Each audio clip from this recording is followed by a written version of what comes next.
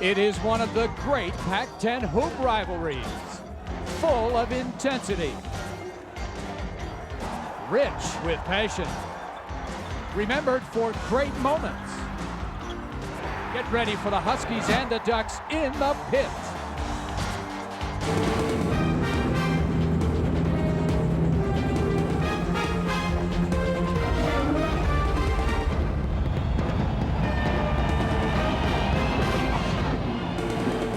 MacArthur Court in Eugene, the home of the Oregon Ducks since 1927, and the renewal of a long-time Northwest rivalry, the Washington Huskies and the Oregon Ducks. Hi everybody, I'm Todd McKim along with Dave Harshman, and welcome to tonight's contest. Two teams trying to rebound from losses. Oregon has lost 3 in a row, losing on the road to USC and UCLA. The Huskies trying to come back after a devastating loss to Arizona at home. Well, they were run over by Arizona, but Arizona is going to do that to a lot of teams this year. Huskies have been a good bounce-back team this season after a loss. On the other hand, I know the Ducks feel they should have stolen one at UCLA, and that's a good sign for them. They're playing better under first-year coach Ernie Kent, and I think you're going to see a great game here tonight. Well, the Huskies no better gauge on how they will play in a game than their centers play. Todd McCulloch, when he's good, the Huskies are very, very good, and when he's not, well, they don't win many. Only got 6 shots against Arizona last Saturday. They didn't go inside to him. You can see the guy shoots 68% when they win, and he shoots close to 70% most of the time. They need to establish him early. Well, this Oregon basketball team under Ernie Kent is a work in progress, and nobody illustrates that any better than Jonathan Nelson. Yeah, Jonathan Nelson is a young man who's got an opportunity to play this year, and he's making the most of it in minutes, in points, and in rebounding. Everything's up for him this year.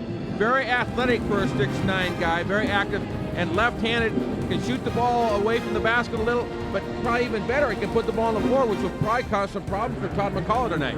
One of the most improved players in the Pac-10 Conference. Well, when we come back, we'll have the starting lineups, the opening tap, the 259th renewal of the Huskies and the Ducks. We've got it for you right here on Fox Sports Northwest.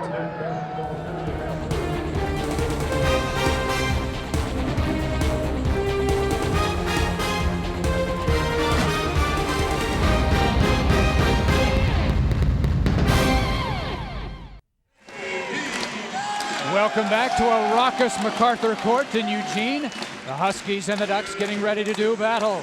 Let's set the starting lineups for tonight's affair. For the Huskies, Fremmerling, McCullough, the 2 7-footers up front. Luton, Wooten, and Watts. And for Oregon, Madden and Curry are the 2 seniors. Nelson, A.D. Smith, and the point guard is Mike McShane. Bob Bender in his 5th season, approaching the 500 mark. His team is 9-3, 2-1 in conference play. And for the Oregon Ducks in his first year, back of the former kamikaze kid, Ernie Kent, 6-7, spent the previous 6 seasons as the head coach at St. Mary's in Northern California.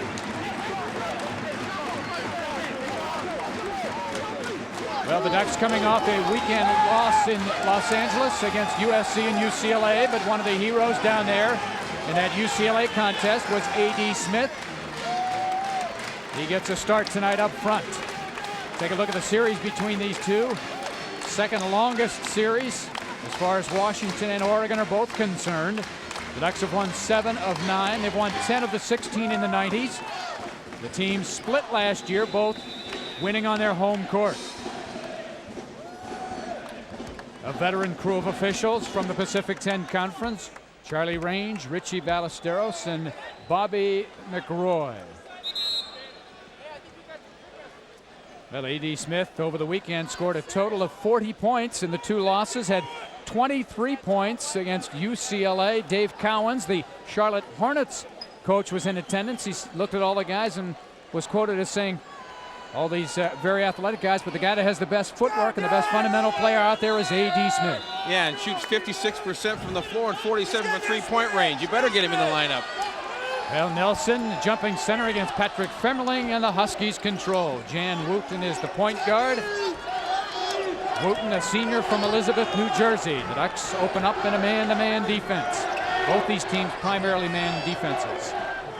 And the Huskies in their 5-man motion right now. Luton, who's been hot as of late, misses. Mike McShane with the ball. The Ducks try to push it up the court. Jamar Curry on the wing. Henry Madden Could not shoot over Femmerling. They set up Madden again. They're trying to work Madden, who's done a nice job with a three-point shot this year, but a steal by Washington. Watts, Wooten. He doesn't look to shoot. They have enough scores on this team. This is one area where Bob Bender was concerned, Dave. It's the turnovers.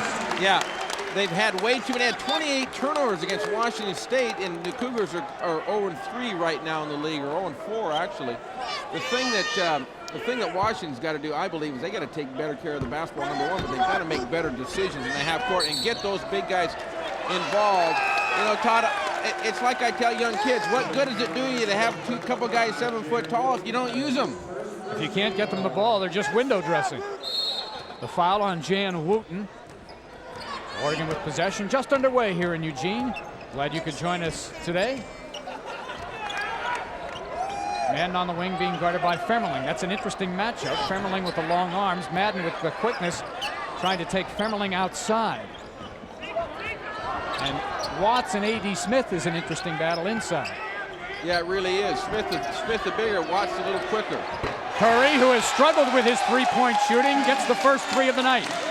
Well, when you're a laid-back shooter like Jamar is, you're going to be a streak shooter, and that one was a line drive. Frozen rope. Curry now 5 for 25 on the season. McCullough with the ball, trying to spin over the shorter Nelson, and a nice touch for a man who led the Pac-10 last year in field goal percentage. Well, you know, when you let Todd McCullough catch the ball and take a couple dribbles, he's going to get his rhythm and turn and shoot over the smaller Nelson, as you see right here. 2 dribbles, gets a body on him, creates space, nice soft touch off the board. I say when the ball goes on the floor, that's when you got to go back and attack him.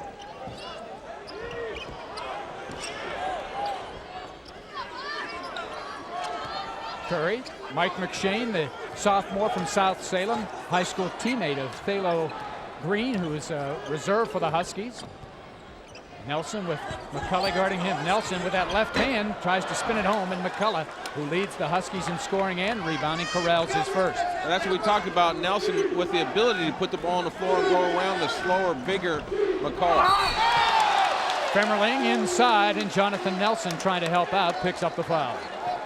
You know, when you play one big player, it's a little easier to help out. When you have 2 big players, you see Nelson comes from way out top, and he actually gets there pretty good. He gets an awful lot of basketball there. But when you got 2 big guys, now you really got to be preoccupied in help side as well as on-ball defense, and it takes its toll. Femmerling, a 60% free throw shooter. Started the year actually in his native Germany, playing for the German national team. Missed 4 games for the Huskies.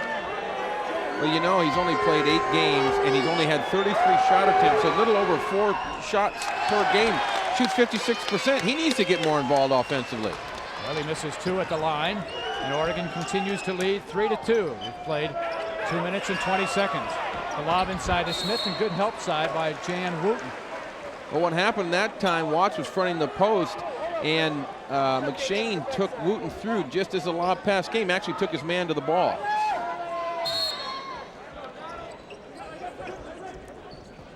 Madden, the quick trigger jumper from 15, no good, and Femmerling with the rebound. Oregon doing a good job of getting back in defensive transition. Trying to post up Watts on McShane. 2 very physical players. Curry against Watts. That's a good matchup. That'll be a lot of fun to watch tonight. As is Madden on Luton.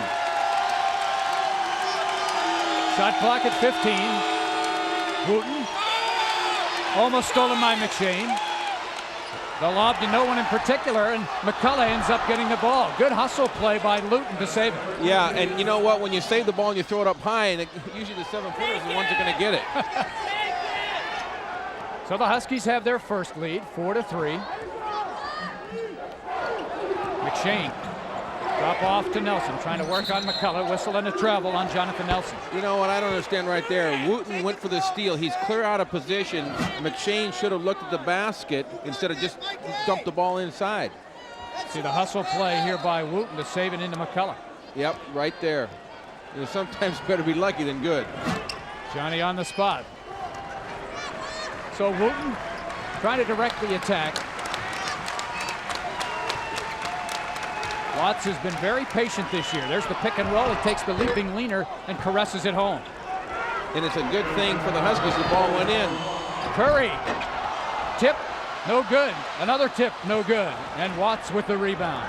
Huskies have had problems with teams like Arizona and Arizona State who get the ball out after a made basket and up quickly, and that's exactly what the Ducks did last time. I think they've got to look to push it. Whistle and a reach-in foul on Mike McShane on the drive by Watts. You know, Watts has played a reserve role the last couple of years when you talk about scoring. He's been patient, he has waited for his time, and now is his time. Yeah, doing a much better job. You know, the one thing in the pick and roll, Patrick Femling was wide open going to the basket for the lane or the dunk, and Donald elected to shoot the basketball, and for their sake, they're lucky the ball went in. Watts, no good. And A.D. Smith with the rebound. A.D. Smith, former Oregon High School Player of the Year. There's Nelson, the spin, partially deflected inside. You know, when you make the move around McCullough, you got a long way to go. Yeah. Sometimes you get under the hoop. It's like going around a redwood tree. That's the first time that the Huskies have beat the Ducks down the floor in transition. What I thought Nelson should do is take the one more dribble and come up and under and use the basket to protect his shot. 9 straight points by the Huskies. Oregon scored the first 3 on a Curry three-pointer. He'll try to duplicate, and the Huskies dominating the defensive backboard. Yeah, right now the Ducks are getting one shot, and that's it.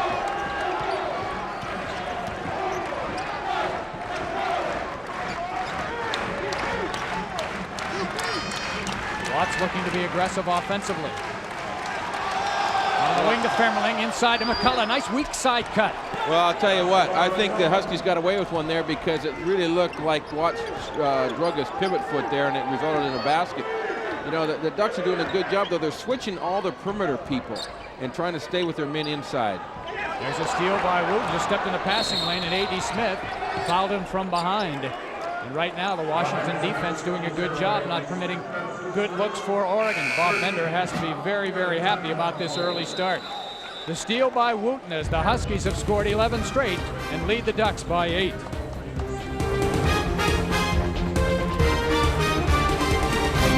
Todd McKim along with Dave Harshman in Eugene. Washington Huskies and Oregon Ducks. And after an early three-pointer by Oregon, it's been all Washington. They've scored the last 11 points. And Todd McCullough is leading the way with 6 points. He's gotten good looks inside. Yeah, he's got good looks. A couple things that really helped him this year, as you see the ball going to him right now inside, he keeps the ball really well, is that he's gotten in better shape and he can play much more minutes. Plus, he stayed out of foul trouble for the most part. The games that they have lost, other than the Arizona game, he's been in foul trouble. Well, that first year, Todd McCullough said in the first conditioning workout they had, he thought he was going to die. No, he wished he'd have died. And it's a maturation process with a lot of big guys. Okay, now it looks like the Ducks have come out in the 2-3, trying to match up. A couple of changes in the lineup. Tarek Brown and Flo Hartenstein, but that can't prevent the penetration and the good dish off. Well, just what I was going to say. I tell you, you come in and you cannot allow the guy, as Tarek gets a great look at it, and that's a good sign because he hasn't been shooting the ball well. But on the defensive end, you can't let Wooten just take the ball down the Grand Central Avenue there and lay it in. A good sign for Oregon to get Tarek Brown off the schneid. He struggled, as you mentioned, Dave, with the three-point shot and just scoring period, but didn't score at all against UCLA. Femling's going to put it on the floor. That's trouble. He traveled. I don't think that's what Bob Bender had in mind. Well, you know, he's not bad at putting the ball on the floor, but from up there, there's so much traffic in there, and that generally happens. You either charge or you turn the ball over. When he's got the ball up that high, you need an air traffic controller to figure out what's going on. He's 7'1". McCullough is 7 foot. At least those are the listed heights. A.D. Smith, the three ball. Rattles the cage, no good. Kept alive by Oregon, and then out of bounds. Last touch by Jamar Curry. But they got a good look that time, and I think that's encouraging for Oregon. You know, I did the St. Mary's game where Ernie coached last year, and with Millard, there was 21.5 feet, 880 pounds between 3 guys. Well, the big thing for Washington is that neither one, McCullough or Femling, in foul trouble, and that's been a concern of theirs over the years. Out of bounds last touch by Todd. Yeah, it really has. You saw the turnovers right now, neither hurting either team. Both of them getting pretty good looks at the basket. The Huskies 2-1 in Pac-10 play, having defeated Washington State and Arizona State. They beat the Sun Devils convincingly. McCullough had a huge double-double, and then the loss to Arizona. The Ducks started conference play by beating California here in a very solid effort, but then 3 straight losses to Stanford, USC, and UCLA. Wild flying shot by Luton. 2-on-2. 2 7-footers are back. Curry, at the discretion, the better part of valor. Tarek for 3. Offensive rebound, A.D. Smith. He's got Tarek again on the wing if he wants him. And Bob Bender jumping off the bench saying, hey, go find Tarek Brown over there, somebody. Yeah, that was a good pass that time from McShane. But, you know, the one thing that concerns me, if he doesn't look at the basket, it's like playing 4 against 5. You've got to be an offensive threat. He's been tentative offensively. Did not play much last year. With, of course, Kenya Wilkins running the show. We have a foul away from the ball. Jan Wooten trying to deny Tarek Brown. Yeah, Wooten doing a pretty good job of being physical and getting up and overplaying, and Tarek tried to go back door, and Jan just reached out and grabbed him. That's the second foul on Wooten. Substitution for Oregon. Yasir Rosemond checks in. And also for Washington, Chris Thompson, the captain of the Huskies, the senior from Edmonds, Washington. Henry Madden back in. Jamar Curry takes a breather. You see Wooten on the bench. Whoa, Nelly. A.D. Smith. Not sure if he was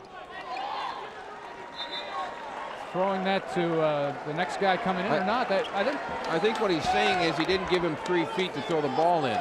See, right here. He doesn't have to. I mean, he has to legally, but with Femerling, he's so big. He's 6 feet away, and you still have a long way to Bob, go. you see the look on Bob Bender's face. He says, what is that? I've never seen that call. There's Rosemont in the land of giants and turned it over. Now, Rosemond comes in off the bench. I always say this. There's 3 things a sub can do. He can come in and do something really well. He can come in and do nothing. In other words, not hurt you. He can come in and make a turnover, do something poorly. You don't come in and try to over-penetrate and get caught in there amongst the trees. He had nowhere to go. Rosemont coming off a good game against UCLA where he had 8 points and 4 assists, his best overall game of the year, despite the fact it was his turnover that led to UCLA's final score. I think it's a good substitution with Hartstein in there. He's fighting McCullough tooth and nail. Also in for the Huskies, Michael Johnson, an outstanding freshman from Ballard High School. Shot clock under 10. McCullough tries to put it on the floor. Turnover off off of an Oregon foot. That's hard to do because McCullough has size 20 shoes. 4 seconds on the shot clock. And now we're going to turn it over.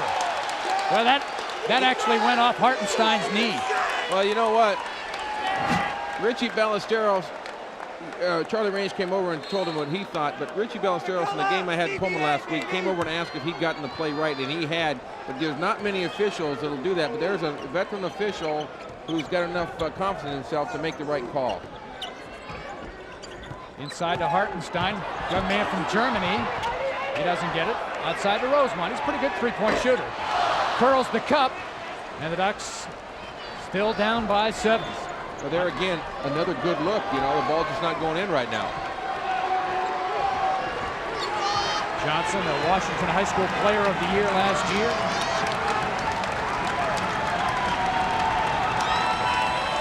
Thompson against Brown. Thompson, the penetration kick out, but the foul is on Tarek Brown.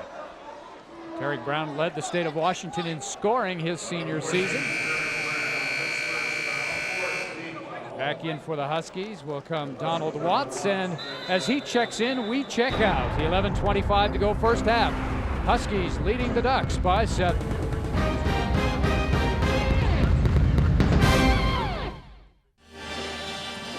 Washington leading Oregon by 7 points. Under 12 minutes to go in the first half. A reminder, weeknights at 6:30, Fox Sports Northwest brings you an early edition of Fox Sports News. The NBA, NHL, and the lowdown on college basketball.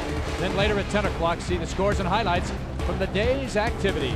Weeknights at 6:30 and 10 on Fox Sports Northwest. Well, the Ducks back at home this weekend as they host the Huskies and then the Cougars. You can see the field goal shooting. Both teams getting about the same shots, but the percentage in Washington's favor. Slightly. Yeah, just slightly. Close. You know, everybody talks about, you know, shot selection and those kinds of things. And it's not that Oregon's not taking good shots. Right now, the ball's just not going in. You look at where McCullough and Femerling and Watts are shooting the ball so well for the Huskies, and yet last game, the Huskies really abandoned their inside game early against Oregon. That was really a key matchup. Here's Johnson on the wing. Both of these teams will play a lot of people. Deep benches. Thalo Green into the ball game with the ball, number 42, former Oregon High School Player of the Year, teammate of Mike McShane. Inside, McCullough didn't even see the basket and was able to get it up. But that's vintage McCullough. Catch it up high, keep it up high, nice and soft off the glass. 15-6. The Huskies have done a great job containing Henry Madden. Brown getting loose for the three-point attempt, and McCullough just too tall for everybody. Johnson, no look pass inside of Thalo Green. Great job by Michael Johnson. You know, he's learning to play more as a guard because he played anywhere he wanted to in high school. And I still think he needs to work on his guard skills, and he will continue, but I think he's got a good, solid future. Good-looking player for the Huskies. You know, this is a Washington team with only the one senior. When you think of next year, they have a great foundation for a super future. Great over-the-top pass, and there's a guy I really like, because Thalo Green is just, you know, give me my hard hat and my lunch pail, and I'll go to work for you. And he's, you know, he's the kind of guy you need in your program. See the Huskies dominating play in the paint. You would expect that with their size. McCullough, that's an offensive foul on Henry Madden. Well, I'll tell you what, the Huskies, this is as good as I've seen them defend in the half court in quite some time. And the other thing is, they're doing a good job in terms of spreading the thing around. But Bob Bender said this morning when I said, "Are you going to try to go inside?" And he said, "You betcha." But we got to establish ourselves. There's Luton. He has been unable to get off the mark. He's in a red-hot tear his last 4 games. He's averaged 22 points. Thalo got in trouble there a little bit and turned it over. There again, that's one of those left-handers that even though the coach says, "Hey, now remember this guy is left-handed," in the heat of action, a lot of times you forget and it'll give a guy the left hand. A.D. Smith gets a breather, and back in for the Ducks, Jamar Curry. Now the Ducks go with a small lineup with Madden at 6'6", moving to the forward position, but with Green in the ball game, it's not as big a disparity as with Femerling in there. Trying to open up Tarek Brown. Shoots it way up in the air, and that's what you call an affected shot. Curry inside, store it, and a chance for 3. That was a great athletic move by Curry. I mean, how many guys can catch the ball at his side at 6'3", rebound the ball on the right side of the basket, and hang and get the little scoop on the left-hand side, got a chance for the three-pointer. We get a chance to see it right here. McCullough does a great job of getting out to the shot and making Tarek shoot the ball short. There's the rebound. There it is with the left hand. And we have a lane violation on Oregon. That always bothered me as a shooter. That shows absolutely no confidence by your teammates in your ability to make the free throws. Well, and you got, well, you know, I was going to say you had Tarek Brown, but Tarek wasn't at the line. Tarek leading the Pac-10 in free throw percentage. There's the double team, and all alone is McCullough. At the other end is Flo Hartenstein. He's the last line of defense, and he ended up at midcourt. Yeah, and Coach Kent is not pleased with him. He's supposed to protect the basket. That's what happens sometimes. You got freshmen, they haven't played a lot, they're going to learn, but you know, you only get better by playing. You don't get better by sitting and watching. Well, the Ducks without the services of Mike Carson, their tallest player, a 7-footer out for the rest of this season, as he had surgery to repair some cartilage damage. Whistle inside on Thalo Green. Here's the beating the press by the Huskies. Very easy. 2 passes and a dunk. That's pretty good execution. And McCullough gets a breather, 6 for 6 from the field. Madden over the top of Femerling. Well, you know what? The one thing that Oregon is not doing is they're not backing away. They're taking the ball at the inside people. I would actually like to see Oregon play Hartstein in there with Nelson to see what can happen if the Huskies have their 2 big guys in. Watts on the back down, and he loses the ball. Stripped away, a chance for Oregon to run. McShane to Curry. No look to Madden, blocked from behind with a foul on Thalo Green. A very hard but a very clean foul, but Thalo's saying you're not going to get an easy one on us. You're going to have to go to the line and make it. Good help right there. Donald not protecting the basketball. And the Ducks get a chance to get out and run and get an easy one right here. what happened there, and you see the hard foul, is the fact that when Madden caught the ball and did what I call gather, caught it and took it clear down to his knees. If he just caught it and then put it right in, like a la what McCullough does, or catch it up high and keep it up high, he would have got the basket and the foul. And, you know, that as a coach, that's what you want. You want the basket, and if you get fouled, then you get the bonus. Checking in for the Huskies for the first time, Chris Walcott, the 6'7" sophomore from Bellevue. Sprained an ankle against the Wildcats, but healed nicely this week. We're told he's near 100%. Yeah, he came down on somebody's foot, and I'll tell you, he sprained it pretty badly. Yeah, I was really surprised to see him available. And then Thalo Green, I didn't know whether he played because they took, as you see the trap right there. There's a foul by McShane, but the Ducks did a good job on the trap in the corner. They have, and you know, for the Huskies, you can't be running to the corner catching the basketball because you're just inviting the trap right here. Now Chris Thompson has to pick the ball up. Now here comes good pressure. Not a big foul here, but good pressure over the top. But anyway, I was going to say they took 50 cc's of fluid off Thalo Green's knee on Monday, and you know, Bob Bender was telling me he was amazed that he's going to play, but you know, you're not going to keep him from playing in his hometown. No, he's a tough kid from Salem. Well, the Huskies shooting very well, 9 of 13 inside to Watts. Might have been deflected by Nelson. Watts the rebound, blocked again by Nelson, and a foul inside.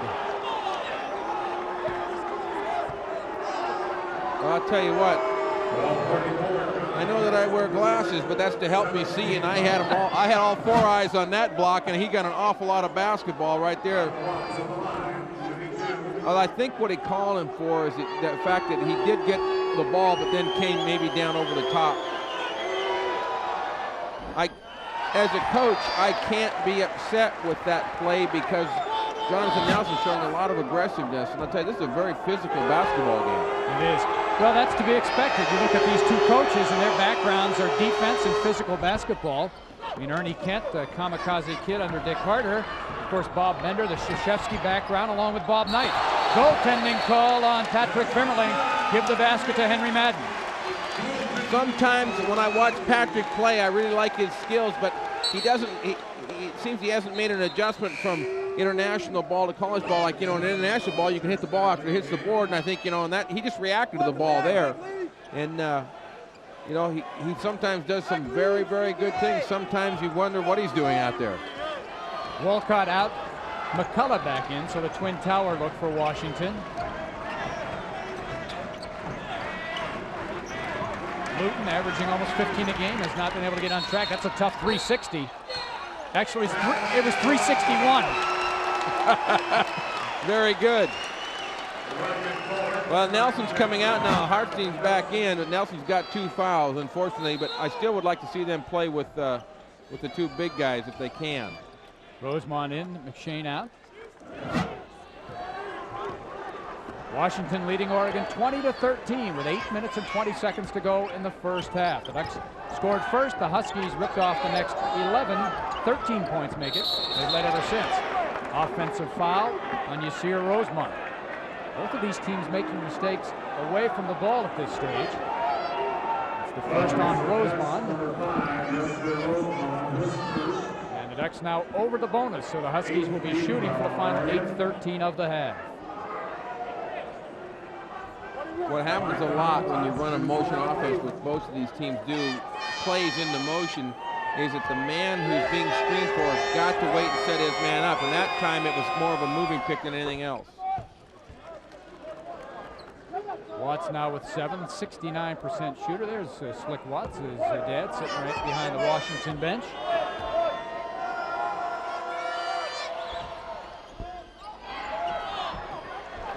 And the Ducks get possession as Watts goes 1 for 2 from the line. He's 2 for 4 tonight. Backdoor cut. And Curry somehow comes away with the basketball. And then he's going to take a 19-foot 9-incher right on the line, and he misses. Well, it's a good back door, but Hartstein should have bounced the ball. He might have got the lay-in.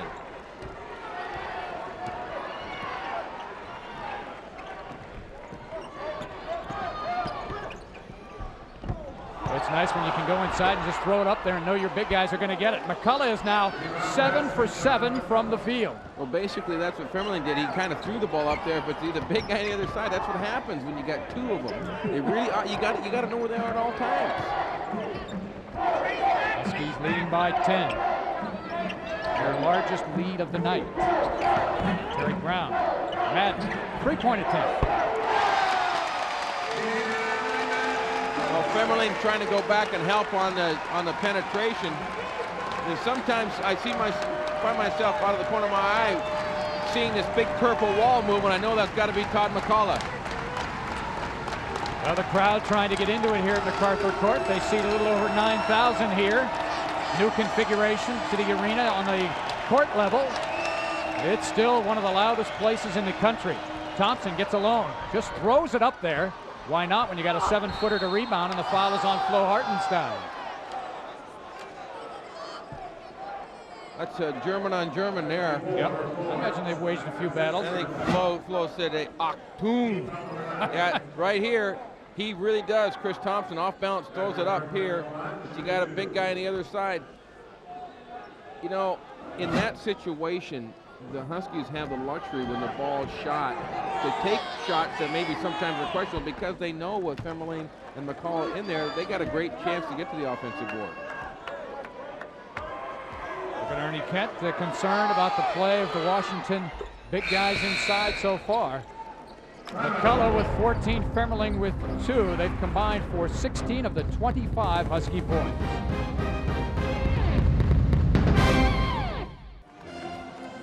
Well, the Ducks not real happy right now as Oregon trails Washington 25-16. Bob Bender in his 5th year. His team has improved each and every year. 5 wins in his first season. You can see last year 17-11, another NIT berth. He'd like to get back to the NCAA tournament. Huskies are the only team in the Pac-10 that hasn't been there in the decade of the 90s. Yeah, the guy playing at Portland State right now, Jason Hartman, would really help the Huskies, and I think it probably cost them an NCAA berth last season. Portland State guided by a former Husky assistant, Richie McKay. He's doing a great job there. Dan Dickow, a freshman from Prairie, now in the game for the Huskies. Madden takes it inside. The pull-up from 7 feet is good. Now, see, I think that's a nice, smart move because he knows he's quicker, and if you can get one of the big guys leaning, then you can pull up and shoot that little jump shot. Huskies leading by 7 as we approach the 6-minute mark. Watts, the 12-footer in the lane, comes up a little bit short. Oregon trying to run. Rosemont played on an AAU team with Sharif Abdur-Rahim. I can see where Rosemont would get a lot of assists there. Henry Madden posting up. Madden now with 12. The senior leader, you need to get him the ball. Turnover, breakaway for Curry. Up over the top. That was a great athletic move. Ernie Kent tells the crowd to get into it. Bob Bender makes a very good 20-second timeout right now. Got the freshman point guard in there. He's going to tell him, take care of the basketball. We need to get a good shot every time down. See, there's a backdoor pass, but it's up in the air instead of on the ground. Well, that's a great athletic move right there by Curry.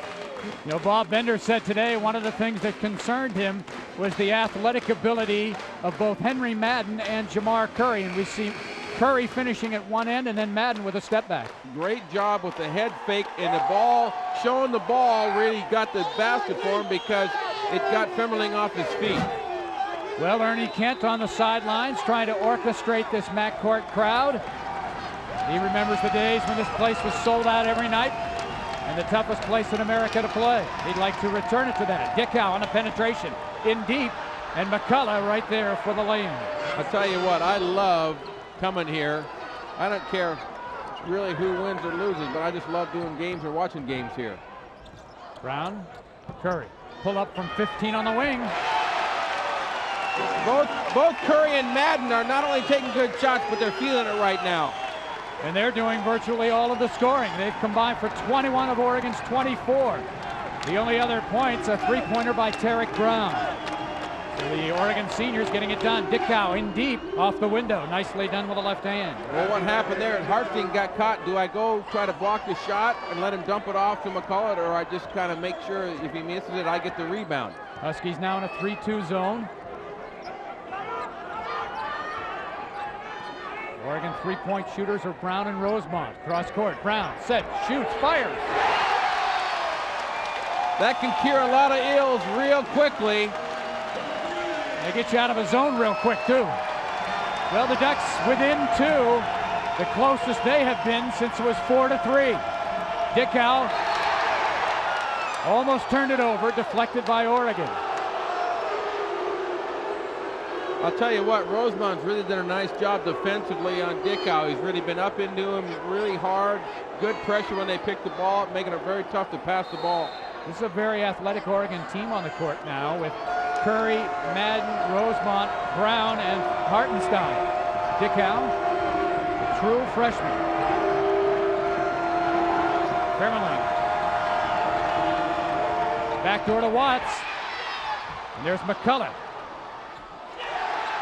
Watts whistle and a foul inside on Henry Madden. The momentum obviously has swung to Oregon, and every call is actually pivotal right now because they go up, and that's the first time where McCullough's gotten the ball and he felt the swarm. You see it come off there. He puts the ball on the floor to try to create space, and Hartstein holds his ground there. Watts draws a foul. The foul was on Henry Madden, his second. And Watts makes the first. I believe, you let me know, I believe Nelson and Madden and Smith all have two fouls. Is that correct? That's right.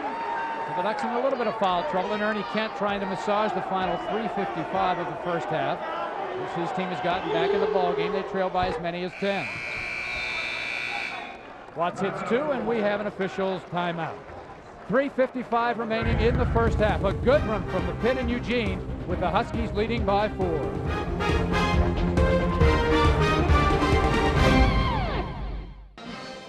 Washington leading Oregon 31-27. Good game here on Fox Sports Northwest. A reminder, weeknights at 7 o'clock. Tune into Fox Sports Northwest tonight. This weekly news show brings you the stories and the futures of our Northwest professional and collegiate athletes. The latest news from the Sonics, Trailblazers, Pac-10 schools, and the AVL. Fox Sports Northwest tonight, weeknights at 7 o'clock, only on Fox Sports Northwest. Bob Bender's team, 2-2 on the road this year. You see the Ducks way behind in the paint to start this ball game, but they've gotten back into it. A lot of that is due to Curry and Madden getting inside. Oregon basketball trailing by 4. The Huskies stay in the zone. Dante Quinine has checked in for Oregon on the wing. 6'6" sophomore from Roland Heights, California. A.D. Smith is a threat for the long ball, too. Curry feeling it. It's not pretty, but who cares when the ball goes in? That's his second three-pointer of the night for a guy that came into the game 4 of 24 from beyond the arc. Well, and the other thing is because the layback shooter is shooting so flat, I bet you that ball didn't get to 10 feet 1/2 inch.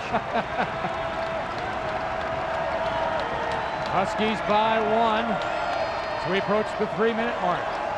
Watts trying to settle this Husky team down. And he'll take it against Quinine. The spin, he's in traffic.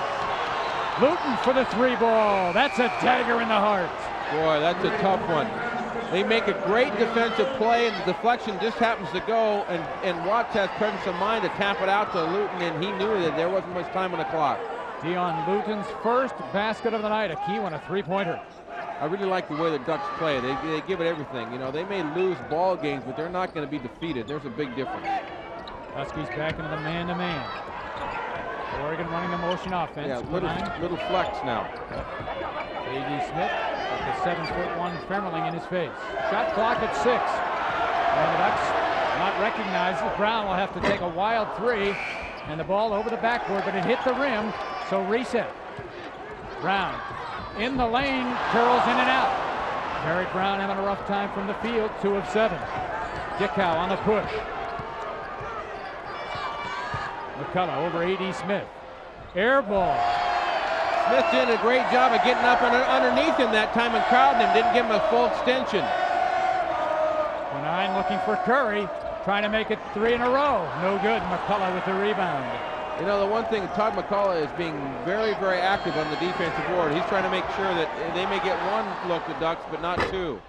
Watts misses, and so now both teams maybe a little fatigued after that timeout.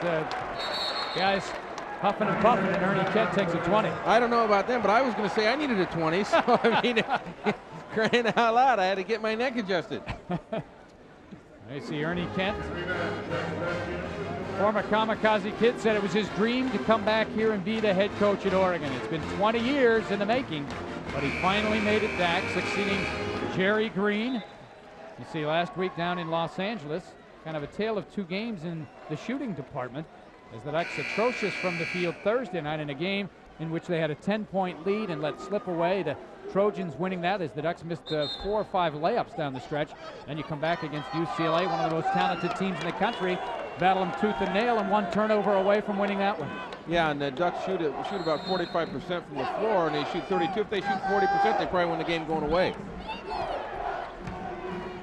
Huskies by 4, 1:27 remaining in the half. Terry Brown penetrating. Now the reset. A.D. Smith puts it on the floor. The step under. Oh, nicely done. Very nicely done. He got to a seam and split the defenders. They thought he was going to pick the ball up, and he didn't. Such good fundamental footwork. Oregon back within 2. Booten feeling it now, trying to force it, and he drills another one. That's a 2-pointer. Yeah, and he did force it, but it went in the basket, so I guess it's a good shot. You know, those are the kind as a coach who goes, no, okay, yeah. So Luton with 5 quick wins, and the Huskies continue to lead by 4. Terry Brown sets and shoots. Well, the Ducks going lone ball right now, Dave. They've got 6 3-pointers in the half. But the majority of their shots are straight on, and I tell young kids, it's just a long free throw. That's the easiest 3-pointer you can take. Watts on the reverse, left-handed. 11 for Donald Watts. So after the timeout, both teams heat up. The Huskies have had an answer every time the Ducks have come down and scored, but they can't keep trading 3 for 2. Well, that has to be a good sign for Bob Bender, taking a team on the road and repelling the charges. Fremeling. Smith inside to Flo Hartenstein. Rejected inside by Fremeling, but a whistle and a foul. I thought Fremeling did a great job. They called the foul, I believe, on McCullough, yeah.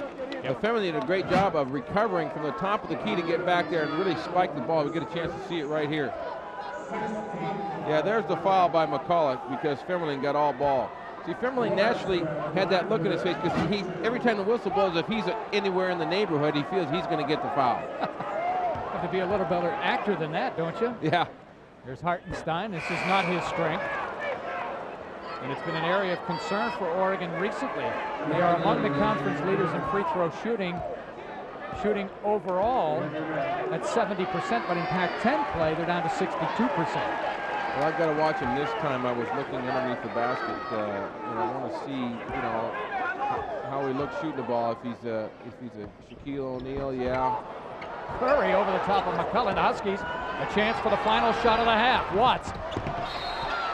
That's, in football terms, you call it a fumble. Yeah, but you know what? If I'm Bob Bender, I don't feel bad because Donald did the one thing you try to score in that pred court situation. He made a great attempt at it. Hartenstein, no better from half court than at the free throw line, Dave. Good first half of basketball here from MacArthur Court. The Huskies' largest lead was 10, but it has been whittled down to 3 at the intermission. We'll have our halftime activities from MacArthur Court in Eugene after this timeout.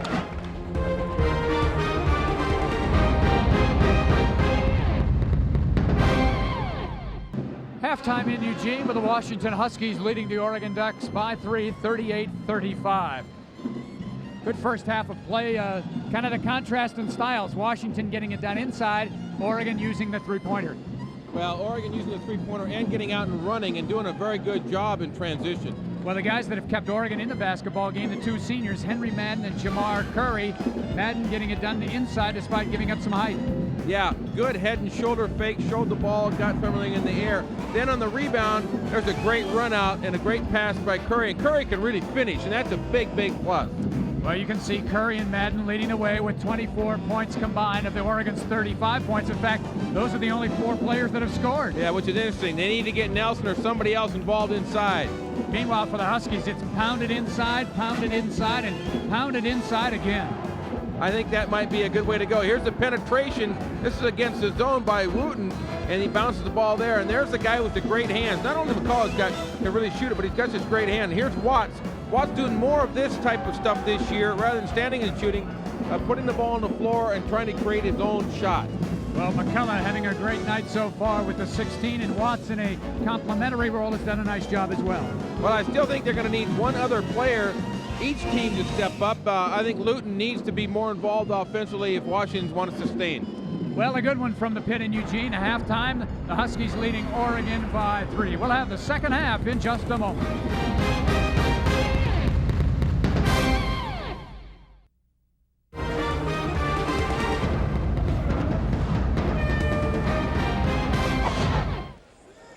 Welcome back to MacArthur Court, just moments away from the start of the second half between the Huskies and the Ducks. Let's take a look at the first half statistics. Washington shooting the ball extremely well, and Oregon getting it done from the three-point line. Well, I think if you saw a shot chart, you'd see where the Huskies getting the majority of their points in the paint, whereas Oregon is 11 three-point attempts, which is fine. You're going to live by it, you're going to die by it, so you just got to understand those kind of things. Points in the paint, the differential there. Rebounds not that bad. Both teams with only 8 turnovers.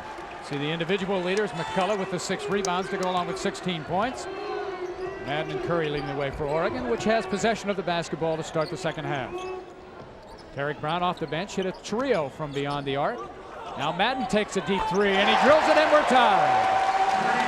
That's not a bad way to start. You know, the one thing that I looked at the stats for the Ducks is the fact that Rosemont is the only one out of between he and McShane who took a shot, but the point guards have got to be other than just passers. They've got to look at the basket. See Donald Watts being very aggressive offensively. The foul is on Mike McShane, and he quickly has his 3rd personal foul.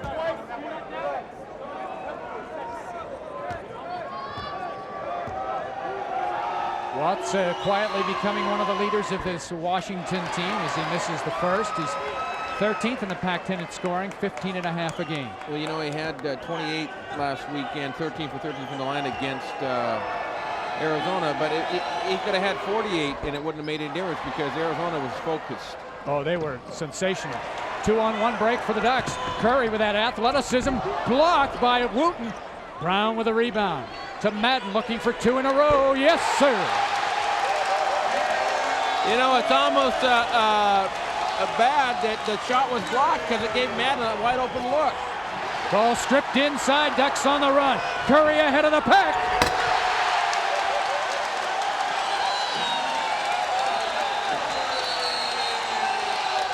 And 20-second timeout, Washington. No, they want a full. Bob Bender wants a full timeout. He wants to, I think he's going to lay the wood to him and say, hey, listen, there's 20 minutes to play in this half, just like last half. You guys better get ready to play. Curry and Madden getting it done to start the second half as the Ducks rip off 8 quick ones.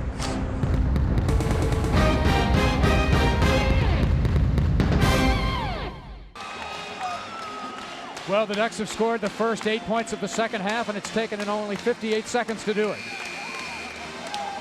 Oh, there's a great look right there by Madden. Like I said, the straight-on 3 is the easiest one to make. And the bench excited, and Madden with 18 points, 4 away from his season high of 22. Well, you know, Ernie Kent's serious. He got his jacket off this half. And Bob Bender with a timeout, trying to regroup the troops. Trying to get that ball back inside where they've been able to make some hay. Oregon putting good man pressure, still switching everything on the perimeter. Luton on the wing. Shot clock at 6. Now Watts is going to have to make it happen. The three, well short, air ball. Shot that ball on the way down, Todd. He jumped up and shot that ball on the way down. But you know what happened in the half-court offense is that Todd McCullough tried to come high rather than Patrick Femerling. I think Femerling's got to come high to take away pressure and then look to dump it back inside. See the Ducks on an 8-0 run. Ernie Kent got him going there at the halftime. McShane with the 3 fouls, directing the attack, trying to set up Madden. He's hit 2 straight. This one is off the mark. And McCullough, the only one there for the rebound. Well, I'll tell you one thing, if I'm Washington, I might have the big guys switch because Madden's getting open behind picks with the other big guy that Hartstein's setting for him. Watts and Tarek Brown, they were the 2 highly recruited players their senior years in the state of Washington. Watts was the player of the year. Tarek Brown led the state in scoring. Yeah, they go back to long ways, playing in the BCI teams and AAU teams together. And their daddies go back a ways too. Freddie Downtown Brown and Slick Watts, 2 of the all-time greats. Wooten with the 3 ball. It's good. Big basket by Jan Wooten. Well, it's not that Jan Wooten can't shoot it. He just doesn't shoot it very often. That silences the crowd momentarily and snaps an 8-0 Oregon run. Curry trying to penetrate, kick out to Madden, swing it to Tarek Brown for penetration. Madden pull up from 7 feet, rattles the cage. If I was to describe Madden's game right now, it'd be very efficient. He's not taking bad shots, not a lot of wasted movement. Henry Madden with 20 points. 8 in the second half. Whistle inside. Real physical battle inside. McCullough, Hartenstein, and Madden all in the vicinity. Well, Hartenstein, the one thing right there, that's probably a junior or an upperclassman's call because they're both battling, but McCullough is the more established player. Looks like somebody going off tackle on that pick right there. Wooten misses on that short little jumper, and Hartenstein can't handle the basketball, and the Huskies get an easy one. Yeah, he went up strong for the rebound, had his legs taken out from under him in an inadvertent contact play. So the Ducks lead is whittled down to 2 points. High pick and roll. Hartenstein with McShane all the way to the rack. Over the big trees. Hartenstein trying for the flush. Last touch by Oregon. That's the first time that I can remember all game that McShane has looked at the basket, let alone taking it hard to the pole. But what it did is it caught Washington. The big guys went to try to help him, and Hartenstein almost tipped the ball in. Dante Klein back in for Oregon as Jamar Curry gets a breather. And a good defensive player, long arms at 6'6". Here's the lob inside, deflected away by Hartenstein. Last touch by McCullough. Well, I was watching earlier when the ball went to the wing, and they pump faked into Femerling, and Hartenstein sagged off. They had the diagonal pass directly across to McCullough, but they didn't see it. Right that instance right there. And they try to reverse the ball, tough pass right here. No angle to throw that pass. Both teams shooting at or over 50% in this game. Tarek Brown misses, and the rebound down to the smallest guy in the court, Jan Wooten. These guys from New Jersey are pretty tough cookies, though. We got 2 of them here tonight, Wooten and Jamar Curry.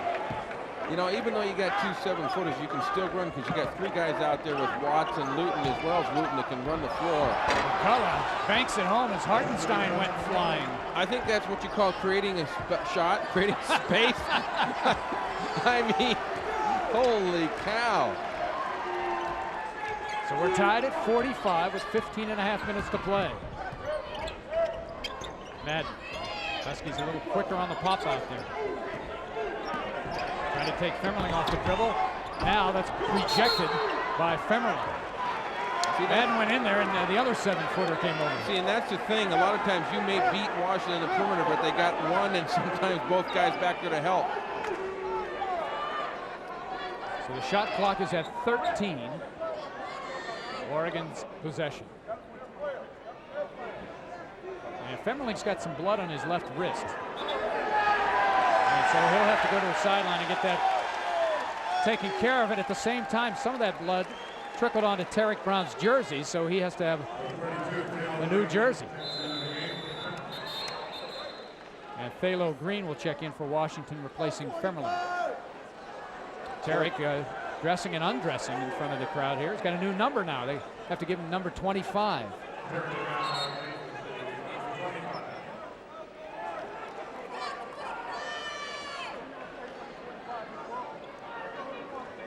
Tarek needs to go over and ask his mother how he looks. Straighten that jersey up.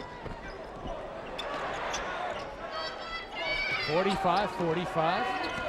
Huskies led by 3 at the half, and then the Ducks roared back to get the first 8 of the second half. Switch by the Huskies. Brown on a floater. Oh, and somehow it stayed home. And a lot of contact on that play, too.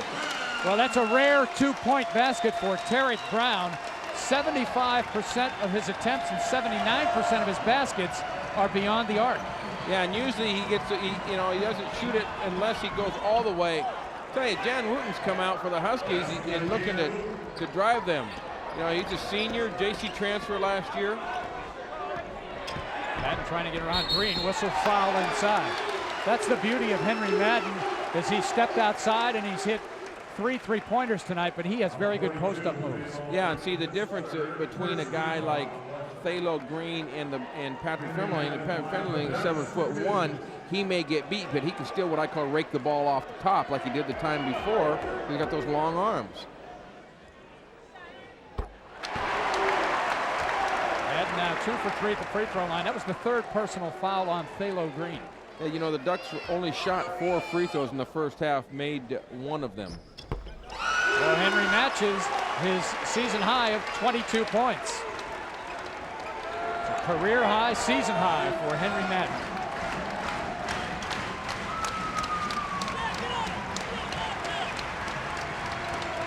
Luton, Thalo Green, the left-hander, almost turned it over. In fact, his old buddy Mike McShane almost got that ball. Held ball and the possession arrow to Washington. Good hustle by both teams. Somebody asked Ernie Kent. And Thalo Green's going to the bench. Looks like maybe he got scraped too on the elbow. He's got a little blood too there. Well, we need a fight doctor here. Well, Ernie Kent was asked when he got the job whether or not his team would dive on the ball like the old days in the Kamikaze Kids. He said, yeah, we're not going to carry the bricks and rope climb in practice, but my team will dive for loose basketballs.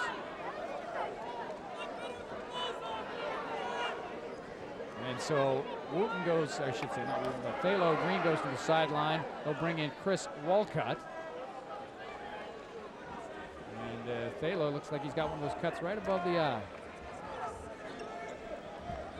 Washington basketball, the Huskies trail by 2. Probably an inadvertent elbow.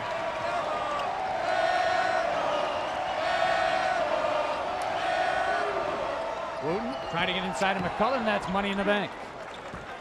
Well, I'll tell you, Hartenstein got a hand on that ball, deflected it, but McCullough really has good hands. 1-9, a rare drive to the basket, curls it home.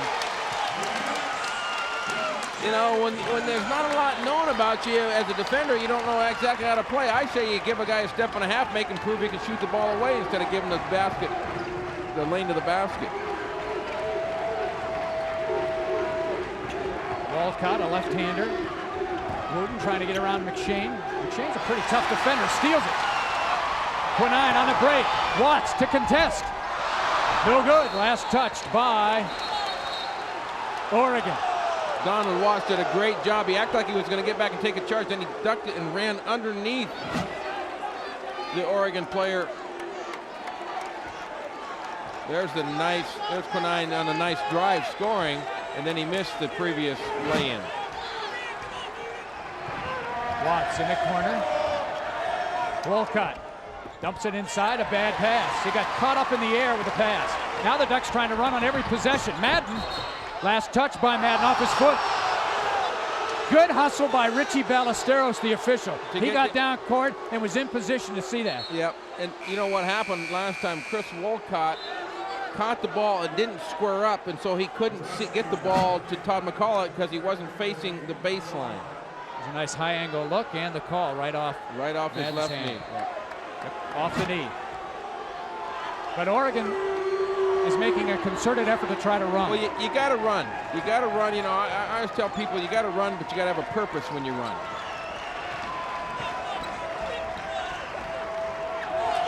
Watts, deep three. Back ironing off McCullough. Long arm to rebound, and he has 24. You know what? If you don't throw it into him, the best offense is to shoot it and hopefully he gets the offensive rebound. Donald Watts is not that it necessarily was a bad shot, but he's overhanging on everything right now. So we're tied again as the Huskies have not had the lead in the second half since Madden hit a three-pointer to start the half. Ducks with a double down to try to free up Brown. Not there. Madden over Femmerling. That'll be long. And the rebound to McCullough. He's cleaning up the glass right now and approaching a double-double. He has 24 points and now, with 10 rebounds, has his 6th double-double of the season. And that wasn't a bad shot, but Femmerling made him shoot the ball over his hand.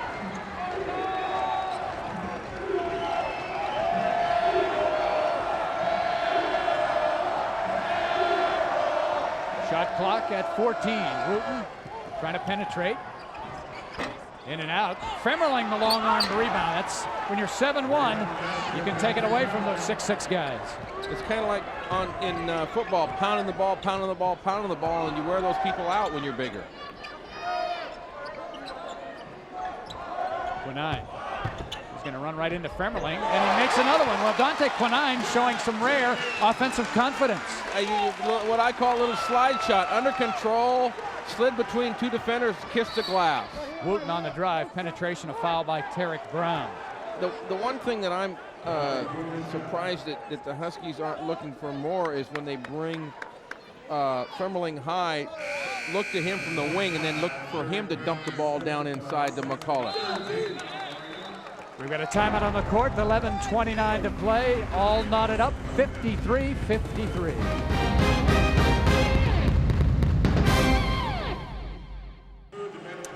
Tomorrow morning, a classic rivalry when the Oregon Ducks grappling crew heads to Oregon State to take on the Beavers. Two nationally ranked programs. The show comes your way tomorrow at 11 a.m. Every match from the mat ought to be a dandy. Only on Fox Sports Northwest. 53-53 with 11:29 remaining. Huskies with possession of the basketball and a full 35 on the shot clock. A.D. Smith is checked in. Yasir Rosemont also for Oregon, and Jonathan Nelson. And for the Huskies, Femmerling back in with Chris Thompson and Michael Johnson. Good passing, nice hustle play by Femmerling. There again, how many times tonight has there been maybe the Ducks got a hand on the ball, but the Huskies have recovered it and it ends up in Todd McCullough's hands? A lot of guys don't make that catch that are that. No, late. they don't. Huskies leading by 2. Johnson trying to follow Brown around the pick by Jonathan Nelson. And the shot clock is down to 11. Backdoor not there. A.D. Smith. And he's against the gun now, against the 7-footer. He just forces it up, and it doesn't go. Shot clock off. Last touched by Oregon. As Nelson battled inside for the offensive rebound. Honestly thought that was going to be one of those possessions where you throw the prayer up and it's answered.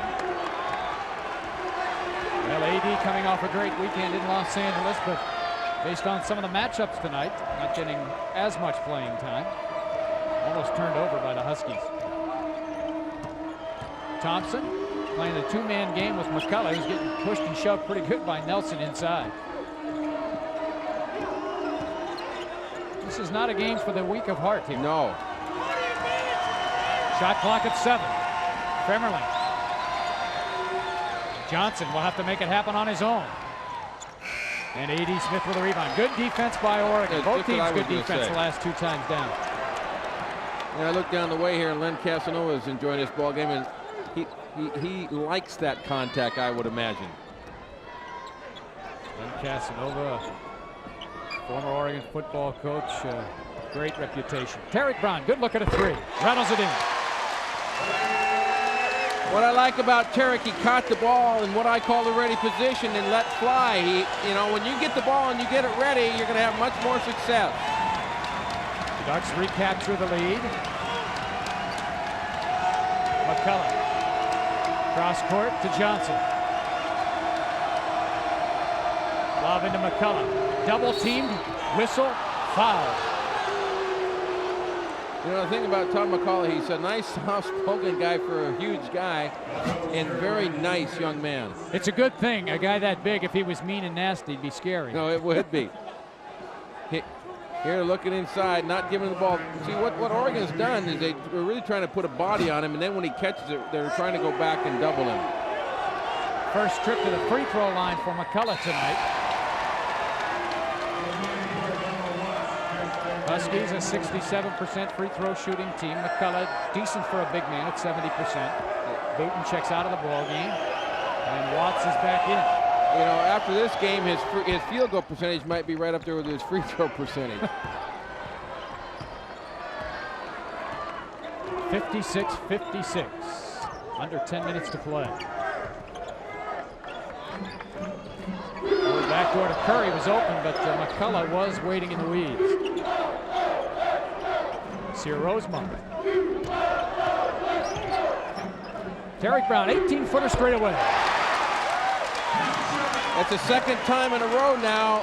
He got a real good look, but you know what was more impressive, Todd, is that they had patience to get him that shot. Well, it's really interesting to watch what happens in this game away from the ball. Both teams run that passing game, a lot of motion. Kremlin traveled there, but the action away from the ball, the screens that are set for shooters coming around are very, very impressive. Exactly, and you know what? Patrick Femmerling gets called for more traveling, and he actually has very good footwork, and I don't know why that is. You know, many times he becomes off balance, and maybe a lot of it has to do with Oregon defensive pressure. So Oregon with possession of the basketball and massaging a two-point advantage. Curry all the way to the rack, bring it home! That was a called play, cleared side. He just took Donald Watts to the cleaners. And now this crowd is really into it.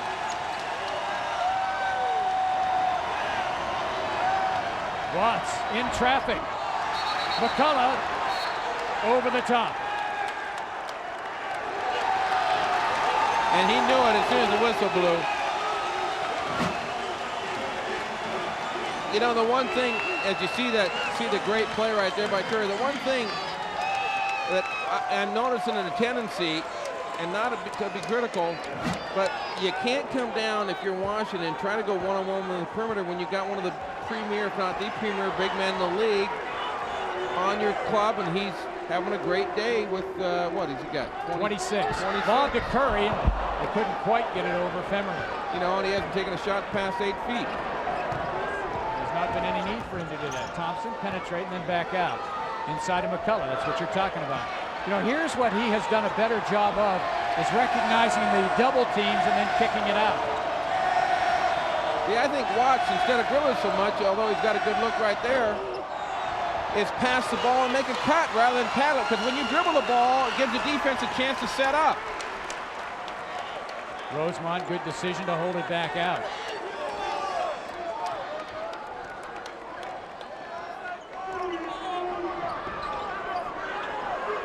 Job by Thompson on the job by Rosemont. That's a forced three. That is a possession that went absolutely nowhere for Ernie Kent's team. Ernie Kent, if he could have reached out and strangled him, he would have pulled a Latrell Sprewell. Well, you dribble around all that time and then take that shot. You got to get a better shot than that. Watts is really trying to make it happen off the dribble, and he gets 2 free throws here. Donald Watts has not been able to score in the second half. 11 first half points.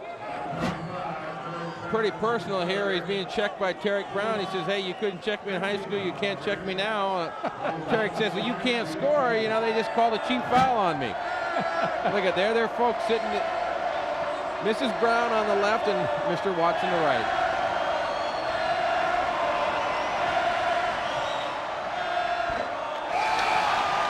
Boy, this crowd is really on Donald Watts. He made a mistake in the first half of putting up an air ball, and the crowd here hasn't let him forget about it. This crowd has never been forgiving, and when you come in here and you're the opponent. Henry Madden back in. Jonathan Nelson gets a breather.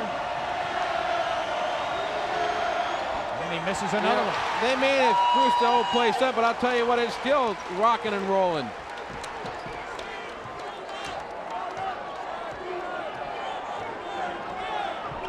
Oregon leading by 6, 56-50. And that 6-point lead is their largest of the ball game.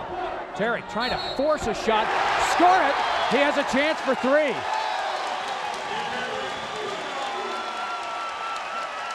Chris Thompson actually in awfully good defensive position that time. Tarek just leans in, gets the call right here as he goes up right there. Thompson trying to hold his ground. I mean, actually, if I'm Bob Bender, I'd say, hey, you can't play it much better than that. That's on the road. We're not going to get that call. You know, David, at halftime, you made a very good point. You thought the team that would have the advantage in the second half would be the team that got a 3rd score. And for Oregon, it has been Tarek Brown. In the second half, he has 10 points, and the Ducks have the lead. Well, Oregon, with a strong second half, down by 3 at the intermission, has gotten good play from Tarek Brown. Femmerling and the Huskies have not been able to stop the Oregon guard from Seattle, who has 19 points. In fact, it's been the big 3 right now of Madden, Brown, and Curry. 22 for Madden, 19 for Brown, 16 for Curry. And the rest of the team has combined for 4 points. And like we talked about, you know, Watts has had his moments, and McCall's been very steady, but Huskies got to find a 3rd person. And like I said, I think Deion Luton, but he hasn't seen the ball very much. No, he hasn't. Watts really taking it upon himself to try to make things happen. Being guarded by Brown right here. The up and under whistle, count of it goes. And Brown fouling the shooter. The problem is when the ball goes like that, and this is, I'm not taking anything away from Donaldson because he's working real hard to get the ball, but when the ball goes to him, everybody else seems to kind of stand to see what happens because he's going to take Tarek one-on-one right there. Now Todd at least was moving to the basket to try to get to the offensive board. But see, when you do that, when you go away from what your offensive set is, then people don't know when the ball's going to be shot, so you generally only get one look at it because you don't have anybody in rebounding position.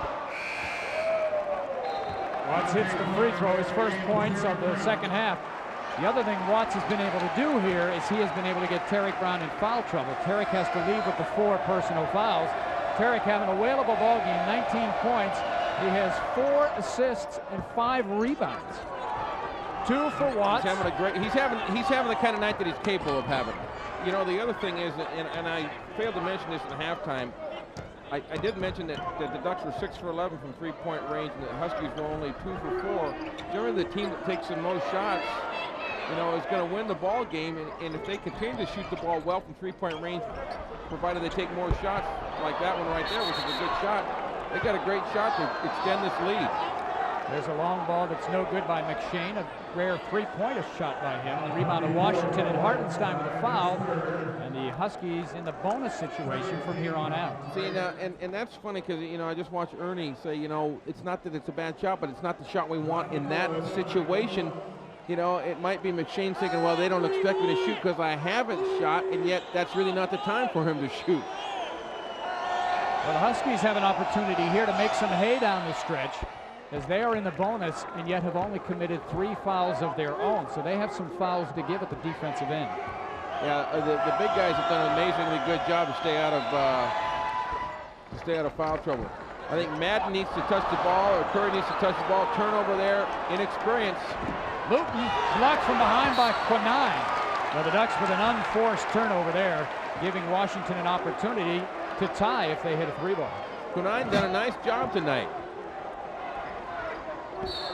You gotta know where everybody is as you see the replay. There's the inbounds play and the foul. And the Huskies with a chance to tie. Well, they caught the Ducks sleeping in about a 12-second span.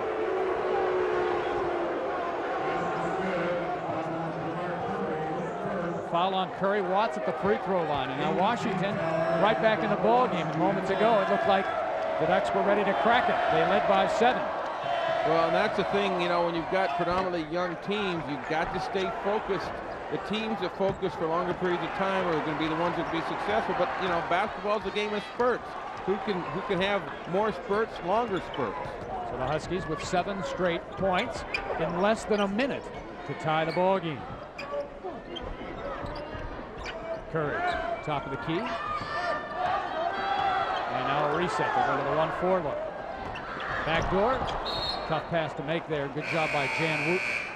Well, the thing right there is it was not a bad idea, but the thing is the defense, even though they were beat somewhat, did a good job of recovering, so you don't have to throw that pass. 11 seconds on the shot clock. Tarek Brown back in for Quinine. Madden trying to post up Femerling. Little hook over the top, no good. McCullough, nice box out on Hartenstein. Watts flying down that left side. Huskies with a chance to take the lead.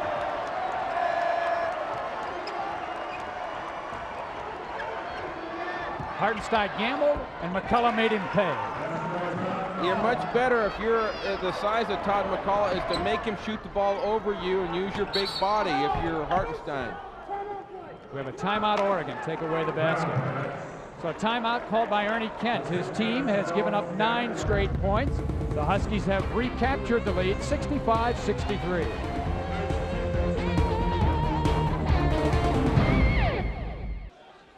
Well, moments ago, Washington getting the isolation down low with Todd McCullough.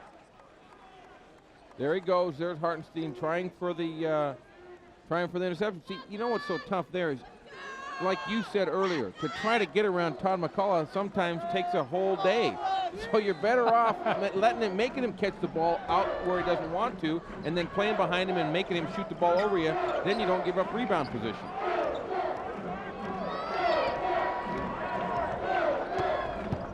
McShane, did go off his leg? Or reach it. Off of McShane. So he's gone in there twice and come away empty. Right now, you only can't, what you tell your guys in those timeouts is, hey guys, we try to take care of the ball and get a good shot every time down. We do that, we'll take our chances.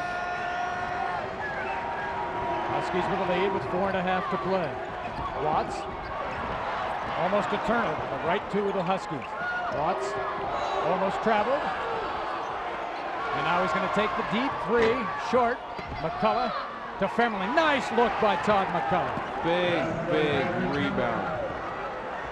Watts is almost hesitant to shoot the ball away. He's been faking it and going to the hole so much.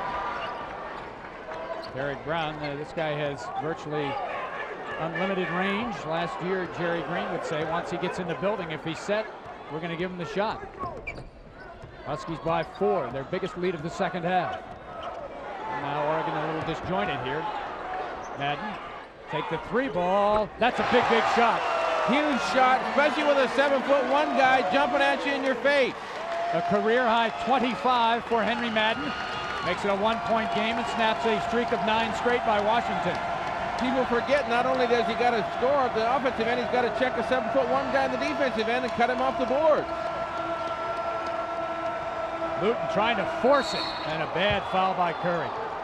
No, I sense from Luton that having not gotten into the offense, he needed to get a shot up. And you know what? Jamar Curry actually did him a favor right then, because if he'd have just stayed away, look, you know, it's the old coaches hate to tell guys all the time, don't foul the jump shooter. And that's exactly what he did. Second personal foul on Curry, 9th team on Oregon. And so the Huskies will be in the double bonus from here on out.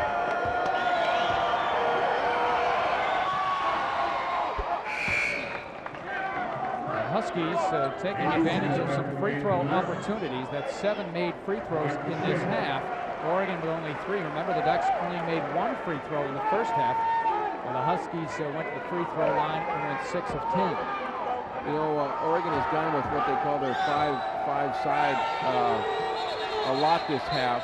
Wipe it away. Violation. Femerling. That's a big point. Again, an offensive player taking away a point at the free throw line. Timeout.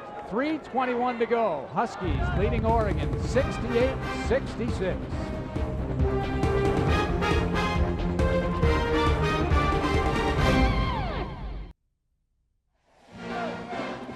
Here is our game summary for Oregon. Henry Madden with a career-high 25 points. Todd McCullough, a double-double, 31, and then reverse it, making it 13 rebounds.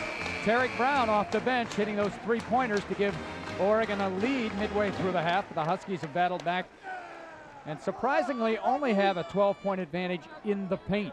Washington had dominated that statistic early. Again, Henry Madden getting it done at both ends. He's hit 4 three-pointers tonight.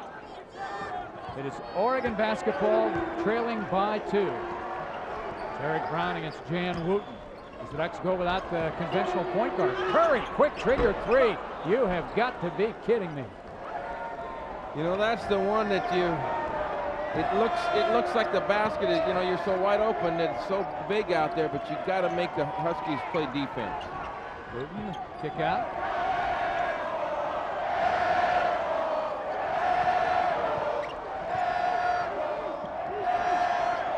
And Watts looks like he'll take it from the point, call out the 1-4 set. And now it's one-on-one with Madden. Watts, tough fadeaway off the window. Very tough fadeaway.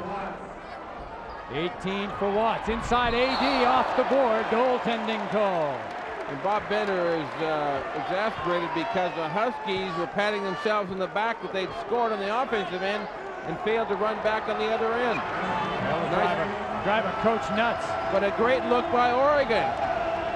You got to capitalize and get easy baskets when you can. Big possession here for the Huskies, leading by 2. Wooten rattles the cage, it doesn't drop, and Hartenstein with the rebound. 3-on-3. Brown inside, and McCullough's going to put his body on the floor. Held ball, possession to Oregon. I think the pass by Tarek, a little low for Madden, kind of shocked him. Well, it was low, and I'll tell you something. As good as Todd McCullough has played, that's as good a play as he's made tonight, but put that big body on the floor after the ball.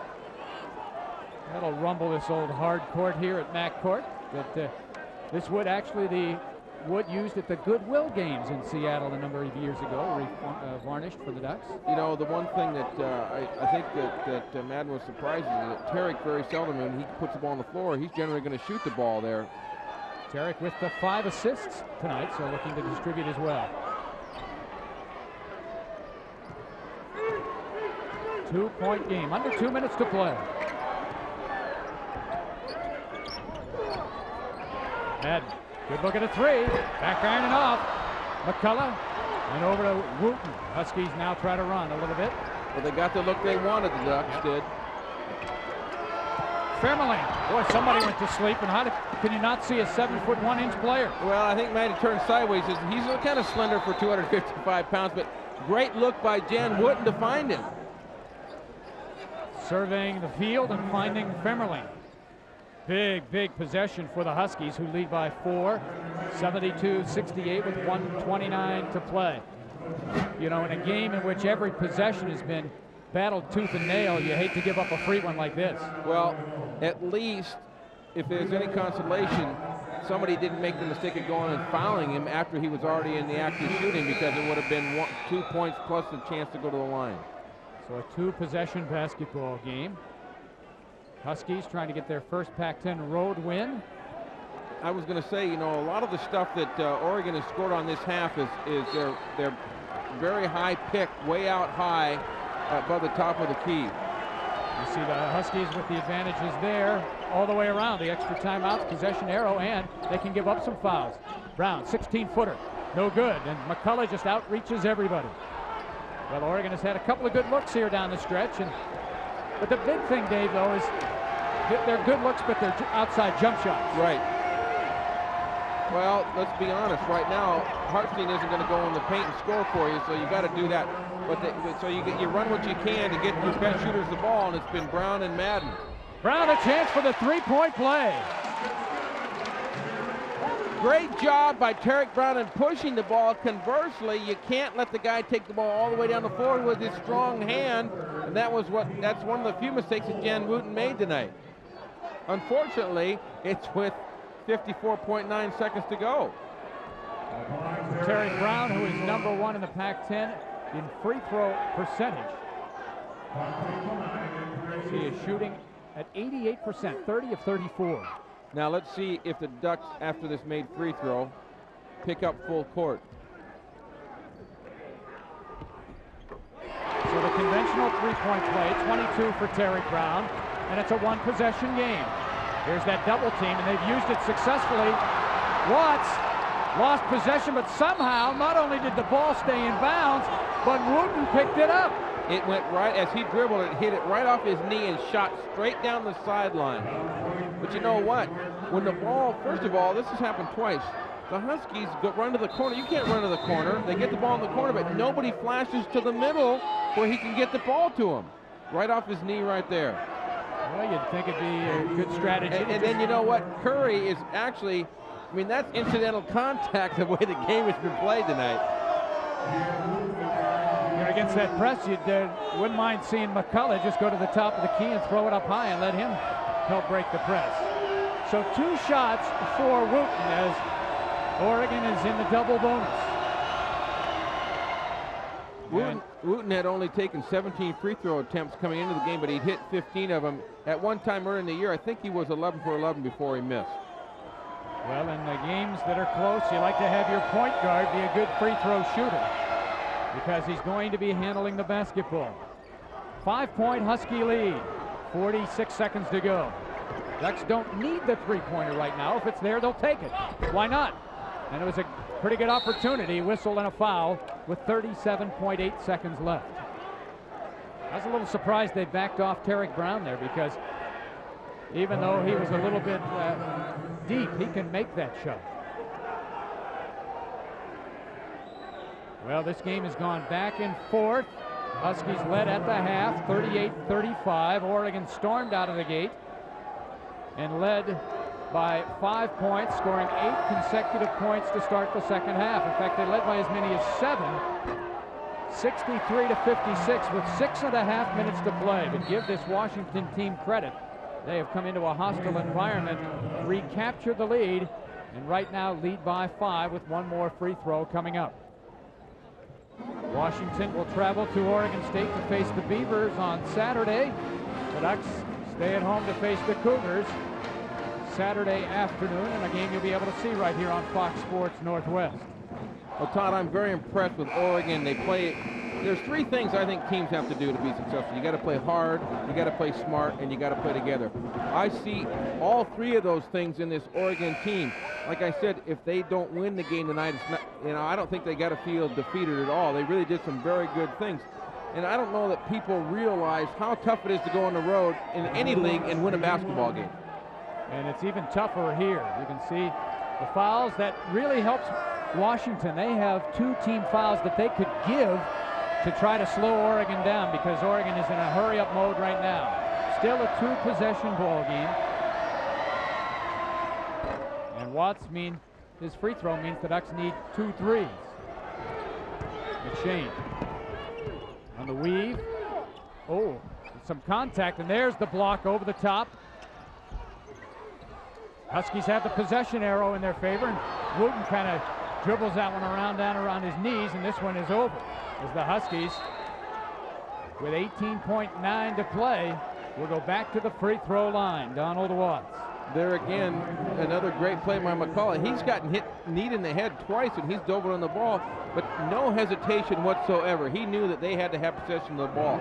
You know, 2 things. If you're the Huskies, you want the clock to keep going. You don't want to stop the clock and have people come over and foul you. Conversely, Oregon wants to stop the clock and try to get a good look at the basket. You know, doesn't, like you said earlier, it doesn't necessarily have to be a 3, but it's got to be a good look. 22 for Donald Watts. He has been at the free throw line. This will be his 17th attempt. Remember, he was 13 for 13 against Arizona in the loss the other day. And tonight, not quite as good a percentage, 10 of 17, but he's been there a lot. Madden, he's played a real good ball game, and you hate to have an air ball in your final attempt, but sometimes that happens when you expend a lot of energy. Done a great job for the Ducks.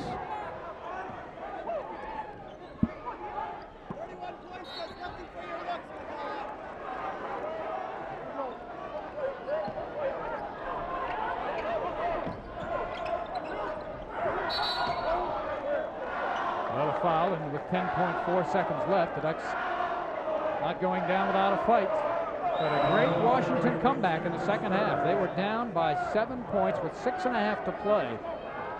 And they were able to come back, have the wherewithal to keep their composure. And for Oregon, another solid effort. But as was the case against both USC and UCLA, strong efforts, but unable to put the final nail in the coffin. Well, Oregon is going to win a game or two this year that maybe people don't expect them to win. You know, and this could end up being a 10-point victory, but it was nowhere near a 10-point ball game. You and I both know that. Yeah. Time winding down. Madden misses off the mark, and Pemmerling with a rebound, and that will do it. Washington with a solid come-from-behind effort as they defeat Oregon 81-71, and for the first time in 11 years, the Huskies are 3-1 in Pac-10 play, 10-3 overall. The Ducks fall to 6-8 overall, 1-4 in conference play. Final thoughts, Dave? Well played, hard-fought ball game. Huge win for the Huskies. A tough defeat for Oregon, but not one. I don't think you can be discouraged, but disappointed because you lost the ball game. Good solid effort all the way around for both teams. Next TV game is tomorrow afternoon at 3 as the Ducks host Carlos Daniel and the Washington State Cougars live at 3 o'clock. And coming up next, Warren Miller TV.